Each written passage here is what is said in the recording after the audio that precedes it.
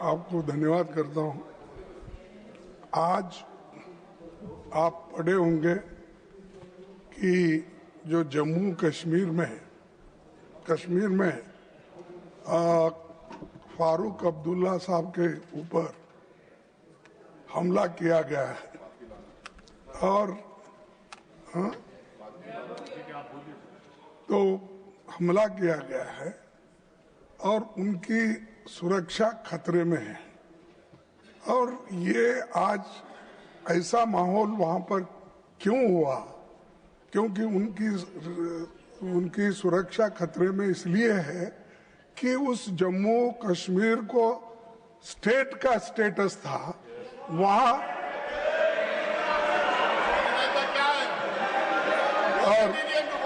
और वहां पर जो सिक्योरिटी है और पुलिस है।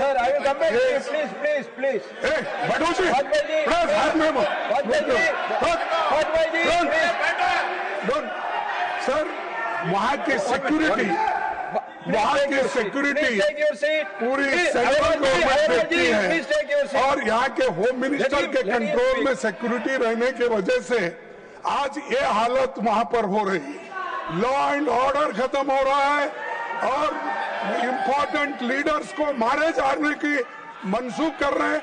अगर थोड़े देर एक ही मिनट अगर होता तो फारूक अब्दुल्ला को मार देते थे। ये हुआ कि लोकल उनकी जो साथ में रहने वाली सिक्योरिटी है उसने बचा ली। लेकिन मैं समझता हूं कि क्या गवर्नमेंट का इरादा है कि फारूक अब्दुल्ला साहब को मारने का?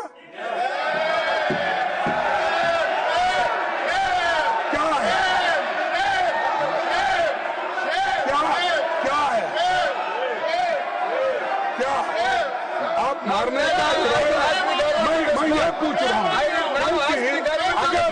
अगर उनको सेफगार्ड करना चाहते थे तो फुल सिक्योरिटी होना चाहिए। अगर आप वहाँ के लोगों को सिक्योरिटी नहीं दे सकते हैं, आप स्टेट गवर्नमेंट वहाँ पर बनेगी तभी लोग सुरक्षित रहेंगे।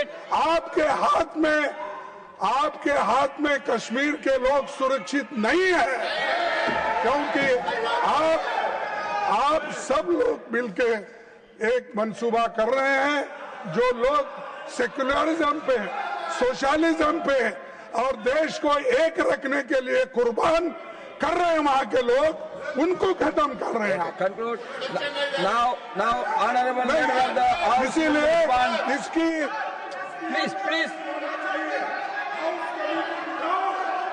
Please.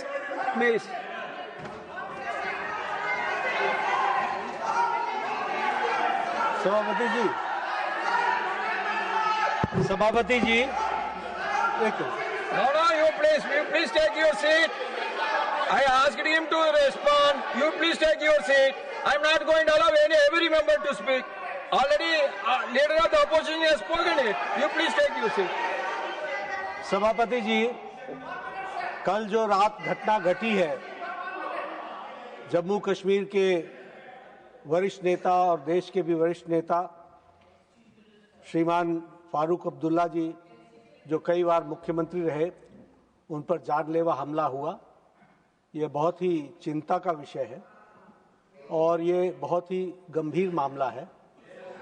भारत सरकार इस बारे में बहुत गंभीर है और मैं भारत सरकार की ओर से इस बात का विश्वास दिलाता हूं कि जितनी भी इसमें इंक्वायरी की आवश्यकता होगी वो पूरी की जाएगी और जो दोषी है जिसे पकड़ लिया गया है उसके मंसूबों को भी बहुत गहराई से उसकी जानकारी ली जाएगी और इस तरह की घटना दोबारा न हो, क्योंकि भारत सरकार हर नागरिक के जीवन की चिंता करती है और वरिष्ठ नेता फारूक अब्दुल्ला जी के जीवन की रक्षा के दृष्टि से जो आवश्यक विषय होगा वो जरूर किया जाएगा।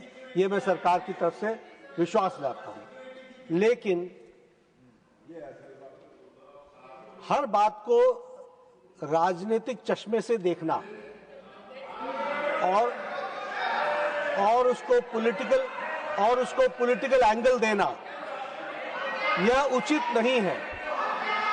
इस विषय पर स्टेटहुड नहीं मिला, इसलिए यह हुआ है। इस निष्कर्ष पर पहुंचना और सरकार पर गंभीर आरोप लगा देना कि उनके जान लेने की एक तरीके से मंसूबा है, इस तरीके का आरोप लगा देना, मैं समझता हूं ये निंदनीय तो है ही, लेकिन ये जो हमारे विपक्ष के नेता ने कहा कि सरकार का मंसूबा उनके जान लेने का है, मैं इस पर यह कह सकता हूं ये कांग्रेस पार्टी के सोच का नतीजा है। और देखिए अब हम भी और मैं ये बोलना चाहूंगा कि इनके मंसूबे हमेशा इसी प्रकार के रहे हैं और जम्मू कश्मीर में डॉक्टर श्यामा प्रसाद मुखर्जी का Nothing will go on record except the honorable leader of the House speech. Nothing will go on record except the honorable leader of the House speech. No, I will give you another chance. Karge ji, I will give you another chance. You all please take your seat.